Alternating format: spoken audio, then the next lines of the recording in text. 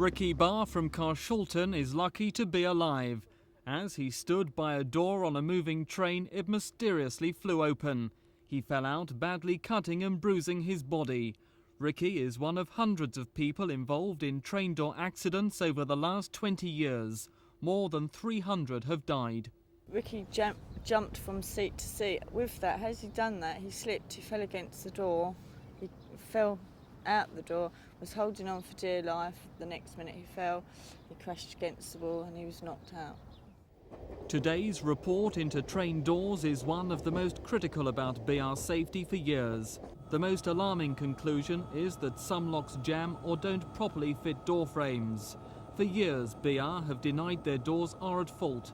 Now they've been given 6 months to come up with a programme of improvements. What we found was that in some situations the lock could jam in such a way that the door could be closed, held in its frame, but the latch of the lock hadn't entered the frame. So it could look perfectly safe, but if you leant on it, you might fall out. The report contains more damning criticisms. It says traditional maintenance procedures were not sufficiently robust and well enough managed to ensure the integrity of doors and locks. Investigation procedures were not adequate to identify potential causes of open door accidents. It goes on to say there can be no doubt that some potentially unsafe doors and locks have been put into service. But solicitors representing families of those who've died say they're still not satisfied. My preliminary thoughts are that it does not really address the issue, it does not address the problems that we've been worried about, and it doesn't tell us why the large number of people that have been killed falling out of trains and seriously injured falling out of trains have done so.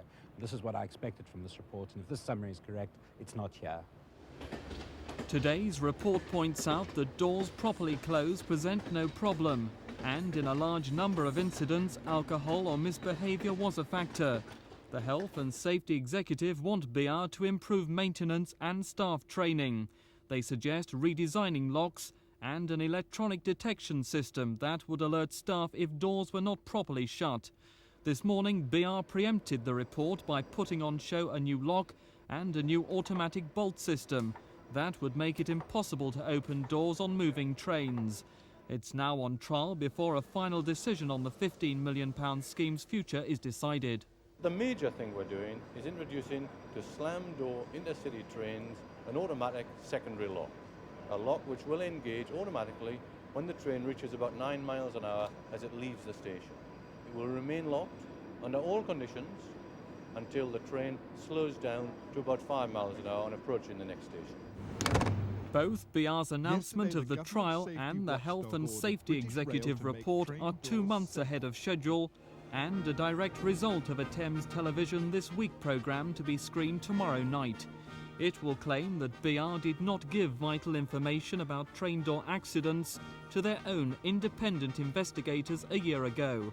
The Night Windling report cleared BR. It said there was no problem with the locks. But this week have discovered 6 cases where locks jammed. Evidence which Robert Graham, the man who carried out BR's inquiry, says was never made available to him. When BR published your report, or publicised your report, this led people to believe that there was nothing wrong with the lock mechanisms.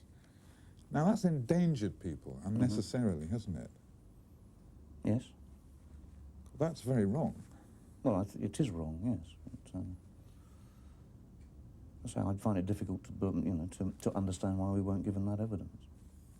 What do you have to say about the allegations in the Thames Television programme that you did withhold information? That's absolute nonsense. Can you imagine me sitting down with my colleagues and withholding information? This is a matter of public interest. It's a matter in which all the information's been made available to the HSE. It's a matter in which the Coroner's Court has got all the information. To say that there's a cover-up is nonsense. The vast majority of accidents have occurred on high-speed trains, but Network South East say they're not complacent. £10 million will be spent this year on lock and door maintenance. This door is fitted with one of the new safety improvements on Network South East. If it's closed, but not fully, a guard can spot the reflective strip up the side of the door. New warning signs telling passengers not to lean against doors are also being put on trains. Locks and doors are being overhauled every 3 years. Today's report says the ultimate solution is to phase out slam doors. That programme is underway, but with Network South East unable to afford to replace all its old rolling stock, that's unlikely for many years. This is Mike Pearce for Thames News.